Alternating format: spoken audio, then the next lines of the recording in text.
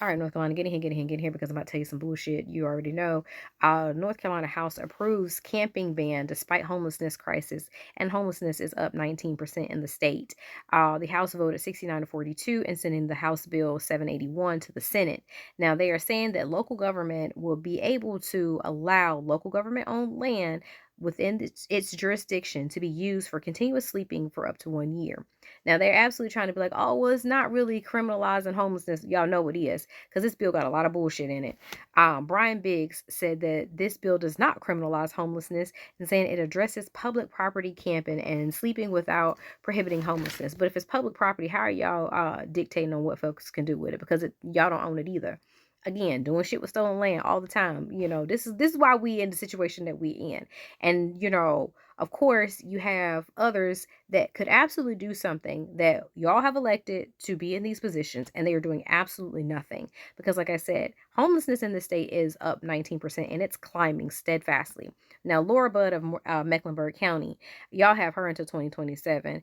She was like, homelessness is a big issue, but this bill, where it falls short, in a lot of ways, it took an act of courage to put it out there. You see how they support each other in bullshit? Because, girl, Mecklenburg is drowning in homelessness, and what the fuck are you doing? You've been sitting in that seat for what, 2 years almost, and what are you doing? We have yet to see you do anything that addresses this situation, because I did go and look and I do not see any initiatives on her pages in regards to what she's doing to effectively curb homelessness.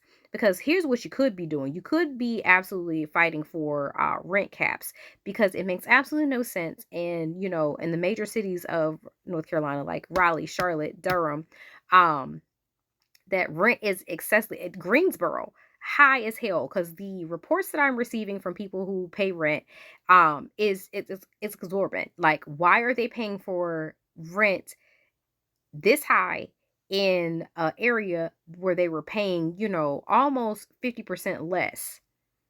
Y'all, yeah, you have people out here that are paying almost $3,000 in rent, all because properties around them have gone up, or they are deeming some things luxury apartments, or the fact that some of these are large families that are trying to find somewhere so that they can be housed and not have an instability when it comes to housing.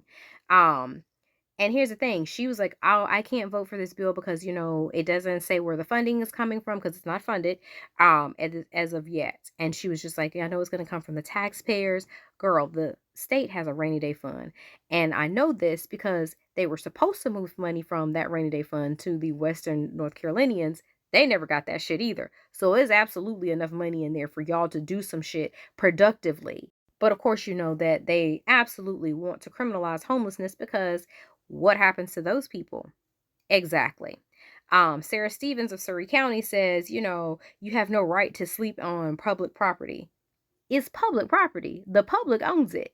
And if you're not doing anything, because I went on her stuff too, I ain't see nothing up there for any homelessness initiatives. Again, y'all have her into 2027 too. Y'all know what to do.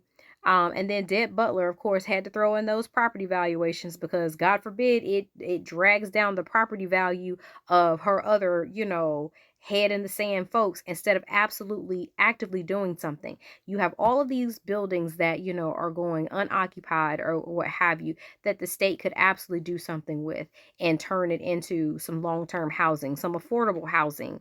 You have all of these Amish people who came to help, WNC in building tiny homes. Get out there and you had them teach some classes or something. Like, it's so many different things that could be done for homelessness, but they don't want to. And this is what we're seeing, because again, if you have absolutely done any volunteer work, you've seen this shit, you've been boots on the ground, you know what it is in your states, and these people are sitting in these seats and they're absolutely not doing anything, because they're just like, oh, well, we just don't know what to do. Do something.